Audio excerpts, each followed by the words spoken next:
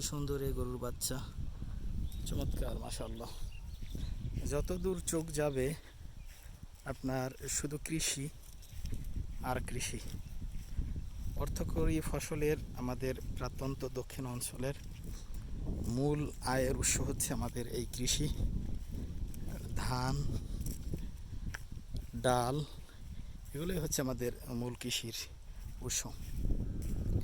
এখানে দেখতে পাচ্ছেন যে চিনি বাদামগুলো চাষ হয়েছে, সুন্দর বাদামের ফলন হয়েছে মাশাআল্লাহ।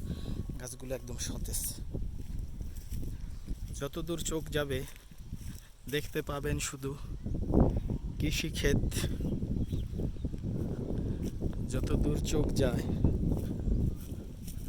শুধু মুগ ডাল, ঘাস, গরু, মানুষ। দেখেন কীরকম গরু, কতগুলো গরু। সবাই ডাল সংগ্রহ করছে, পাশাপাশি ডালের মধ্যখানে যে আপনার সবুজ ঘাস জন্মেছে, সেই ঘাসগুলো গবাদি পশুকে খাওয়াচ্ছে।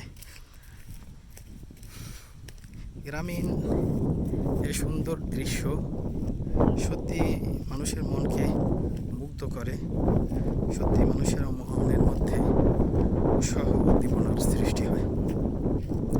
যে পথ দিয়ে হেঁটে যাচ্ছি, সুন্দর হিমেল হাওয়া বাতাস এসে যখন শরীরে স্পর্শ করে, রোদের যে খরতা, তাপের যে শক্তি, সেটা কিছুটা ম্লান হয়ে যায়।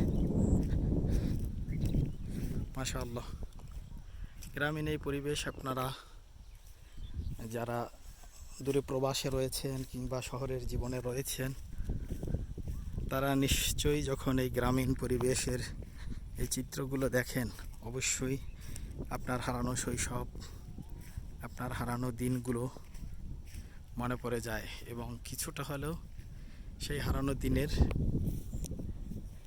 স্মৃতি যখন আপনার দৃশ্যপটে ভেসে ওঠে, তখন এখান থেকে আপনি কিছুটা সেই ক্ষুধা নিবারণ করতে পারবেন। আমাদের গ্রামের কৃষকেরা যে পথ দিয়ে বারবার হাঁটে, দেখেন এটা কয় সিল্লা। এই সিল্লা দিয়া আপনার মানুষ হাঁটতে হাঁটতে গন্তব্যে যেতে যেতে একটা নির্দিষ্ট জায়গা দিয়ে হাঁটার কারণে এভাবে একটা জায়গার তৈরি হয়ে যায়, পথের সৃষ্টি হয়ে যায়। আর এই পথটা কি বলা হয়? সিল্লা। সেই সিল্লা কৃষকেরা সহজ পথ তৈরি করার জন্য, দুর্গন্তব্যে যাওয়ার জন্য, কৃষি সংগ্রহ করার জন্য তারা এই পথ তৈরি করে। এটাই হচ্ছে আমাদের সেই গ্রামীণ সিল্লা। আমরা সেই সিল্লা থেকে সামনে অগ্রসর হচ্ছি। ভালো থাকুন, সুস্থ থাকুন, যেখানে থাকুন নিরাপদ থাকুন। এ পর্যন্তই। আসসালামু আলাইকুম।